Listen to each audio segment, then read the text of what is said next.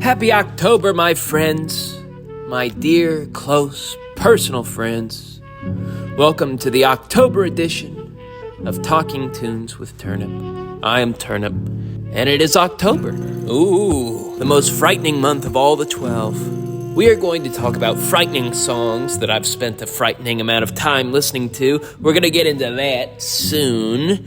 But first, we're gonna have a moment of peace. Ooh, isn't that special? How peaceful is this? This is Black Drifts by Alabaster DePlume, and it hijacked what was otherwise going to be an incredibly spooky episode of this podcast. Alabaster DePlume, he hijacked my evening recently. I was driving back home from work and listening to the radio as one does, when I was suddenly disrupted by the siren call of Alabaster DePlume's tenor saxophone. All of a sudden, I was having a peaceful moment. I hadn't been feeling peaceful, I'd been feeling frightening. I was driving home from work, but I heard two songs by Alabaster DePlume play back-to-back on the radio, and I was seduced by a moment of peace. Then the DJ came on and announced that Alabaster DePlume was in New Orleans, the city where I personally live, and he was playing that evening at the Music Box Village. I said, challenge accepted. I'll see any show at the Music Box Village. Music Box Village is a very well-named musical venue. It's a little village that a bunch of hippies built to look like the inside of a music box. I saw the best show that I've ever seen in my entire life there. Sun Ra and his orchestra. Sun Ra and his orchestra played there. His whole band was scattered all around. They were playing in trees and shit like magical hobbits. Elderly African-American hobbits. That should have been one of the extended books of the Lord of the Rings, you know. Do the first three the same way, but then after, you know, Return of the King, everyone's African-American hobbits. Sun Ra's alto sax player, Marshall Allen, got into the crowd, and he was playing straight into people's faces. He played straight into my face. And Marshall Allen is a 99-year-old man. If you Google Marshall Allen right now, the first thing that will come up is an article that says Marshall Allen is still playing music at 99 years old. When that man plays the alto sax in your face, it becomes quite clear that he can see your soul. I love Music Box Village, but I just haven't been back there since, because it's run by a bunch of hippies. Now, I know what you're thinking. I don't have a problem with hippies. Marshall Allen is a hippie. He's almost certainly the first or second one, and he's the only Black Hobbit. But whenever I'm around hippies, I feel as though they can see all the problems with me. They can see my soul. New Orleans is not a hippie-heavy town. I think that's actually rare for a major city. In a lot of major cities, you see a lot of white children whose parents pay their rent so they can smoke weed with white children and make art where they vomit on canvases while thinking about how their parents pay their rent. But parents don't send their white children to New Orleans on account of how easy it is for other people to murder them. It's a major city for murder. Very, very guttural, dangerous city. Honestly, it's very aligned with my own personal energy. Whenever I see a hippie, I feel like they can see my personal energy, my dangerous, frightening energy crusted around the outermost fringes of my eyes, you know? But that's probably in my head. I was very in my head when I entered the Music Box Village. I was feeling a little boxed in. Music Box Village is literally a box. It's a box that they made out of a bunch of roof siding that was probably repurposed from Katrina, I don't know. That seems like the way hippies would do it. They filled it with all these remarkable musical sculptures that look like Fabergé eggs, but inside there'll be like, you know, a landline telephone, and you can sing into it and make like a garage band loop, and it's incredible. It's just incredible. The whole time I was there, I was thinking how incredible it would be to live there. What I would do if I lived there. I'd reinforce the walls with steel, add some barbed wire, spikes, covered in feces like the Vietnamese used, so that anyone who tries to break in would get sepsis. I would protect the hippies with sepsis. But as I was having these thoughts, Alabaster DePlume took the stage, and it became quite clear that he was a warlock. He was wearing fingerless gloves that were yellow with black stripes. He was wearing a pair of shoes that my fiancé owns, which were yellow with black stripes, and a pure red shirt with like a black mesh pinny over it. And I thought that was amazing. Just the outfit. I thought he looked like Charlie Brown and Linus at the same time, with like a little Ian Anderson mixed in. If you asked me as a child what I wanted to look like as an adult, I would without a doubt answer Linus with a little Ian Anderson mixed in. Then he started playing his tenor sax, and it sounded incredible. But in the middle of his song, he stopped. He stopped very abruptly, and he said, "I'm trying to solve a problem." That's how he sounded. Very British like this, and very slow. "Of how to be myself while also being in front of you." And he is a British man, and he talks like this, and quite slowly. And I thought that was very remarkable indeed, that he let us into his process like that. I thought that was remarkable. He showed us how the sausage was made a little bit. He really cut through the artifice of the performance and let us into what he was feeling, and there was no irony or sarcasm. He was vulnerable, which to me is frightening. That's why we're including it in this Halloween episode, because it happened recently, and it was frightening to see vulnerability. That's why we have that expression about sausage. It's frightening to see how they make sausage. You don't want to see it. But I say all this to say that it was an incredible experience, and I felt incredibly in the moment there. The wind swirled all around him.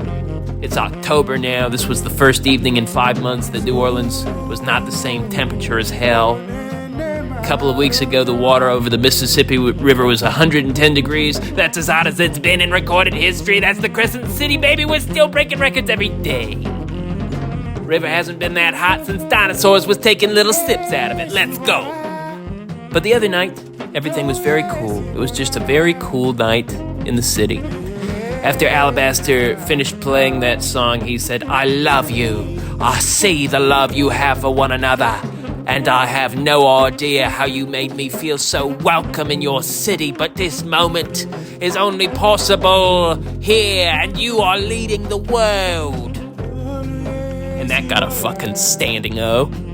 Because New Orleans is a city in America, and when a British person tells an American that they're leading the world, it fucking hits like nothing else in the world, mate. It hits you right in that fucking Washington DNA you don't even know you have. The English were our first enemies, and you know what? We all know deep down we're gonna have to fight them again before it's over. We're gonna have to face those crumpet-loving sons of bitches. But I want to put it out there that when we do, and I've won the battle of Music Box Village, I'm gonna let Alabaster DePlume behind our steel walls. I don't want him getting sepsis. We're going to need him to help us lead the world. Okay, next up. On the subject of hippies and quaint imaginary villages, we have Teddy Bear Picnic, courtesy of Jerry Garcia.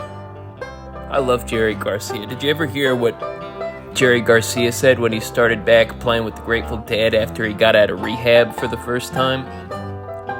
He said, "This band sucks." I love Jerry Garcia. I think he's as good as it gets. His career, I think, is really as good as it gets, because you can listen to Jerry Garcia your whole life and still be surprised to walk into a Goodwill and discover that he released a CD in 1993 titled Not for Kids Only.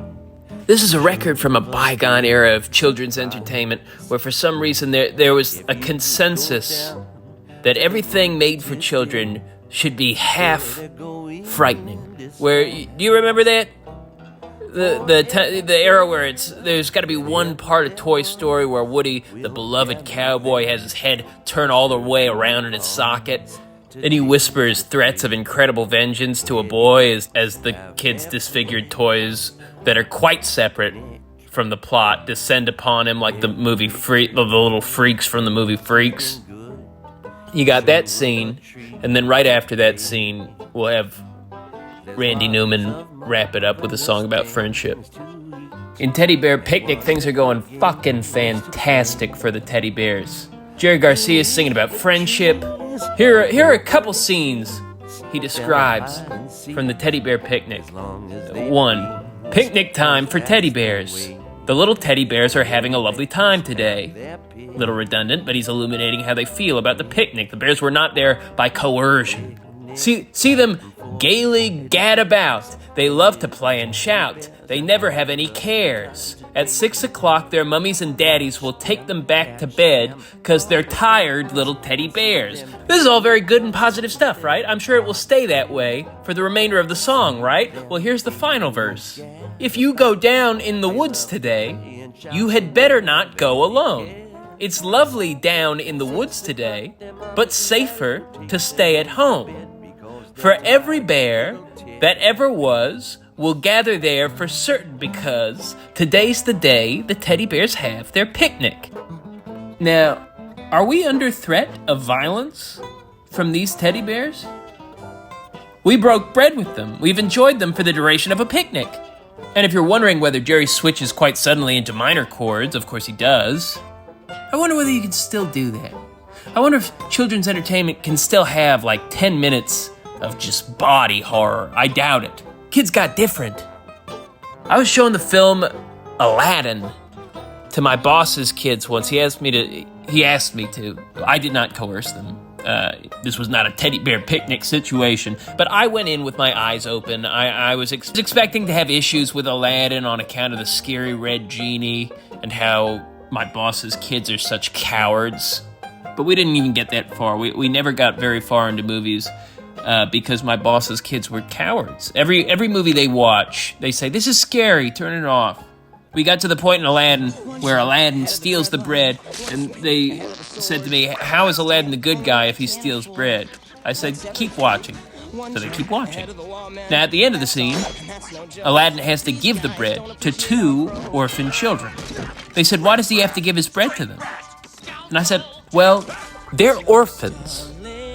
They have nothing." If Aladdin hadn't come along, they were maybe 10, 12 minutes away from eating each other. I didn't say that. I said their mommies and daddies aren't around to give them food. They said, "That's scary, turn it off." That's how they tell me to do things. I think that's scary, but those are rich kids, you know? They're my boss's kids. That's their lot in life. One day, they'll be your kids' bosses. But I like to think that normal people still think it's normal to frighten their kids. I was talking to my friend Will at work last Halloween. I said, "Hey, Will, you got any plans for Halloween?" He said, "I'm spending it with my kids." If you have kids, that's all you ever say. If your friends have kids, you got to master the art of the follow-up question, or else you're not going to have friends who have kids. So I ask a follow-up question. I say, "Hey, Will, are your kids old enough to watch a scary movie with Dad?" He said something interesting. He said, "I thought my oldest one was." I watched that new Halloween movie with him because the new Halloween movie had just come out. And Will said, "My son was good right up until the very end. Then my wife came over, told me to feed the dog." So Will said to his son, "Junior, get out there and feed the dog." His son said, "I don't want to go out there." Will said, "Why?" His son said, "Michael could be out there." Now I'm talking to my friend Will. He's got a child, so I got to give him a follow-up question. I said, "Oh, poor fella, what'd you tell him?" Then Will said, "I told him to get your ass out there and feed that dog." He was real pissed about it, and he was real pissed for the rest of the shift. But he went on. He was like, I'd understand if it was nighttime, but this was daytime. This is New Orleans. There's worse shit to be scared of than Michael Myers. I even paused the movie and made him finish that shit when he got back inside. And that was kind of all he said to me for the rest of the day. He just was flipping burgers fucking real hard on the grill. It was kind of sad, but that's normal. I think it's kind of happy that normal people are still kind of sad. Very scared. How about Halloween, though? Oh, those movies are great. And John Carpenter did all that great music for them. The music is sort of equally great. It's at least equally iconic. Because the movie is for adults, but children know the music. The music finds them out in the world somewhere. It comes on at like a Halloween party between Thriller and the Monster Mash. They're bobbing for apples and making wholesome memories. Then they experience the movie for the first time as an adult, or at least as slightly a teenager, slightly older child, and that music comes in and you get goosebumps. It's like, oh, this is what that song always meant. When I hear the Halloween music, the movie is not even the first thing I think of. I think of my daddy. My family was a Halloween family. My dad was a Halloween dad. Halloween for us was an event of incredible tradition and ritual. My dad always wore the same mask. Oscar Wilde says, "Give a man a mask, he'll tell you the truth." I don't know if that even applies to this situation, but my dad wore the same mask every year at Halloween. That's the truth. My mom would switch it up, alternate, I should say. She would either be Cleopatra or she'd be a Hershey Kiss. My dad didn't switch anything up. He wore the same mask every year. He had this mask that he got at Kmart. It was an off-brand Crypt Keeper mask, but he got it at Kmart, so it looked kind of like the Crypt Keeper. Really, it looked like the face of a regular man who looked kind of like the Crypt Keeper, which is much scarier than looking at the Crypt Keeper. You see a guy in a really good Crypt Keeper mask, you're like, wow, that's a really good Crypt Keeper mask. You see a guy in a bad Crypt Keeper mask, you're like, that's a guy. Now that's scary. And when my dad put on his Crypt Keeper mask, he wouldn't tell you anything. He'd stare at you, which the Crypt Keeper never did on that program. It's a 30-minute show. But he'd stare at you for 30 minutes straight if you let him. Which, again, is scarier than anything the Crypt Keeper ever did. I had a buddy named Rudy growing up. I'm going to tell you 3 things about Rudy. 1, he became a professional boxer. 2, he's about 6'2". And 3, at 12 years old, he was about 6'2". My dad scared the shit out of Rudy. I remember at 12 years old, me and Rudy were like eating pizza on Halloween. My dad stood in the doorway and watched us eat pizza for 30 minutes straight, not saying a goddamn word. And it's Halloween. The doorbell is ringing. You know, there's children waiting for treats, you know, and he just stood there watching us while Rudy said things like, "Okay, I get it. Very funny. You've made your point now." But my dad never said anything, and that was the point. I don't know what that tells you about my dad. I guess he's a guy who loves Halloween. There's some truth in that. Every year he wears that same mask, he puts out the same decorations, and he plays that same song from Halloween. And he's a musician, my dad, so he has studio speakers that you can hear all the way down the block. He's given multiple generations the goosebumps of the Halloween soundtrack. And kids really came from all around the town because it was this big kind of production. Little kids, they would hear it from down the block, and little kids would come up to our door, and they're trembling because they hear the music from Halloween. And then my brother would usually jump out from behind a bush. We all had our little parts to play. That was my brother would jump out from behind a bush, bam, that's scare one. Kids shitting their pants. My mother opens the door. She's dressed as a Hershey Kiss. Not so scary. The kids are starting to calm down. All of a sudden, my dad is standing behind her in a mask that looks like if someone had a face that looked like the Crypt Keeper's face. And what's this? He's holding a real axe. Because my dad would be holding a real axe that's rusty. Because it's real. And it was in our backyard. We live in New Jersey. We don't use axes. Except for once a year on Halloween. So then they stop shitting in their pants and start shitting in their parents' arms because they need to be physically carried away. Then the parents say something like, "It's okay, it's only a mask, he's just a man under there, right?" And they say, "Right?" Because then they expect my dad to say, "Right?" and take off his mask. But my dad doesn't say anything when he wears the mask. That's part of it. And that's when I finally play my part and hand them a Reese's peanut butter cup. The big regular size Reese's. We didn't fuck around. And that's pretty much how it went. At least that's how it was supposed to go. The thing about where we lived in New Jersey is that it was right on the edge of Newark. So kids would come in from Newark, New Jersey. I don't know if you know anything about Newark, New Jersey. It's famous for its airport and crime. So when people are trick-or-treating with their kids, sometimes they leave Newark, sometimes they come to our house. And the kids who would come to our house, sometimes they come back every year. And if they come back every year, they come back bigger, stronger, wiser. And like I said, it's a working-class neighborhood, so a lot of these kids look like they're coming to trick or treat on their way home from work. It's like, oh, what are you supposed to be, little boy? Oh, I'm a painter. And then the kid will have his own kid, and it'll be like, this is a painter's son. One time my mom was giving candy to a little boy who wasn't wearing a costume. She said, what are you supposed to be, little boy? He said, fuck you. Suffice to say, every year, kids get older. That's true everywhere, but in Newark, kids get tough. And the thing about people who are tough, they don't like it if you made them shit yourself. And when they were children, my dad made them all shit themselves. So they come back to my dad every year. One year we get this kid, and he'd literally seen it all. He came up to the door, he knew the whole score. He said, there's a boy behind that bush, and he, bam. No one's scared of my brother. Scare one, ruined. He says, when the Hershey Kiss woman comes to open the door, there's a guy behind her who looks like white Michael Jackson. Bam! People start laughing at my dad when they see him, like they would laugh at white Michael Jackson. He doesn't say anything. The kid calls it out. Just get your candy. He's not going to say nothing. He does the same thing every Halloween. Bam. Hurt my dad.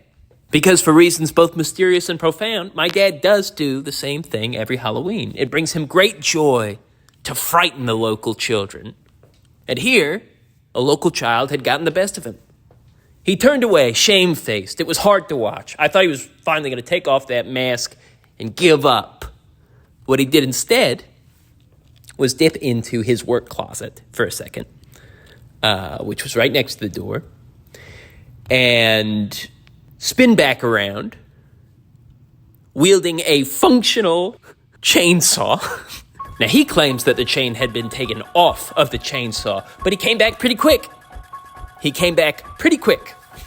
He showed that little boy fucking shit his pants, shit in his parents' arms. His parents probably shit their pants. They thought their son was about to die at the hands of white Michael Jackson. And that's what Halloween is all about to me, Charlie Brown. Next up is Thriller. If it's Halloween, I'm listening to Thriller on repeat. I wonder why. Thriller is the #1 selling album of all time. I wonder why. Don't get me wrong, I love Thriller. If it's Halloween, I'm listening to Thriller on repeat. But it's not the best Michael Jackson song, and it's not even my favorite Michael Jackson album, not by a long shot.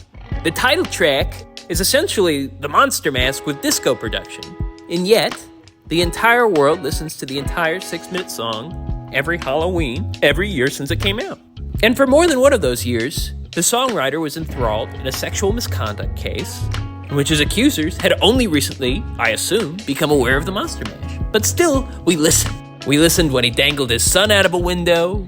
We listened when he died and all of his sins were forgiven. We listened to it when that documentary came out, reminding us of everything he did and how we shouldn't be listening to it. We all pretended like we weren't going to listen to it, but we listened to it then, because we love to hear Vincent Price rapping. I wonder what we would put up with from the guy who made the Monster Mash. Would we still separate the monster from the mash? I don't know. Next, we started off talking about New Orleans. I think we ought to end this talking about New Orleans because New Orleans is spooky and it's Halloween. Here is Marie Laveau from New Orleans' own Dr. John McReminack.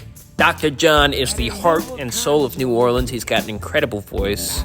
I saw him as a guest judge once at a cooking show. He showed up late, high as a witch's titty, had absolutely nothing to say about any of the dishes he ate. Anytime they would cut to him after he ate a dish, he'd be like, "Zippity zappity, oh man, I love eating, I love acid. I just took 5 tabs of acid, and you're listening to WWOZ. New Orleans is leading the world. Come on." In this song, Dr. John tells you the story of Marie Laveau, New Orleans voodoo queen, a classic spooky New Orleans story, one of the many. There's so many great spooky New Orleans stories. If you visit, you'll probably have one of your very own. New Orleans is a great city. There's a great Tennessee Williams quote where he says, "America has only 3 cities, New York, San Francisco, and New Orleans. Everywhere else is Cleveland." I'll add to that New Orleans is the only one of those cities where you can look behind you at any time and find that you're being chased by a one-legged dog. Great for that. We're leading the world in one-legged dogs. Marie Laveau is one of the classic New Orleans legends. She was a soothsayer. She actually started as a hairdresser for wealthy families in New Orleans, and just cutting their hair, she heard all these different secrets, all this sort of barbershop talk, gossip about the different rich ladies, and she'd hear like, oh, Jacques is having an affair with Miss Marie. And then she'd go over to Miss Marie and be like, oh, you are having an affair with Jacques. And Miss Marie would be like, wow, you must be a voodoo queen.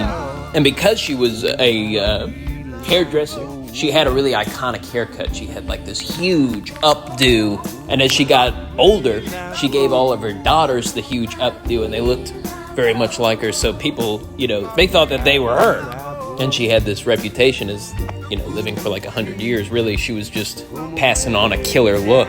But that's one of the nice New Orleans horror stories. There was the jazz man, the serial killer who only spared people who played jazz music or were going out to see it. There's Madame Lalaurie. There's the guy who sleeps on my air conditioning unit outside my bedroom window. Madame Lalaurie, I think, is or Lalaurie. Madame Lalaurie, I think, is a very scary story. The story goes that Madame Lalaurie was an exotic beauty in her youth in New Orleans, and she tried to maintain her youth into her old age by using the blood of her slaves. And I'm going to go on record as saying that sucks. Don't do that. Straight up. But she did that, and people knew about it, and even the other slave owners were like, oh man, that Madame Lalaurie, she's a bad slave owner. And when she died, they collected her body from her enormous mansion, which, by the way, is still the biggest house in all of the French Quarter. And when they went into it, they found all manner of fingers and bones stuffed in the walls, which sucks. As you can imagine, the house is mightily haunted, but the house is also the biggest house in the French Quarter to this day. So it has had many owners since then who thought they weren't going to let a good ghost story ruin a good piece of real estate. But here's the thing. Here's another quote hailing from the city of New Orleans. Fuck around and find out. Everyone who fucked around and bought that house found out that it was so haunted by children, black children, screaming all into the hours of the night. And that's no good. I don't care what your politics are. You don't want to hear the ghosts of black children screaming in the middle of the night. It sucks. But guess what? Here's the part where you find out that you know someone who owned the Lalaurie Mansion. Everyone, in fact, knows someone who owned the Lalaurie Mansion because in 2006, it was bought by Nicholas Kim Coppola, a.k.a. the one, the only Nick Cage. Nick Cage loves ghost stories. He buys dinosaur bones, he buys cursed occult texts removed from Pompeii and shit like that. Relics from lost civilizations that are the reason that the civilizations were lost. He loves a ghost story.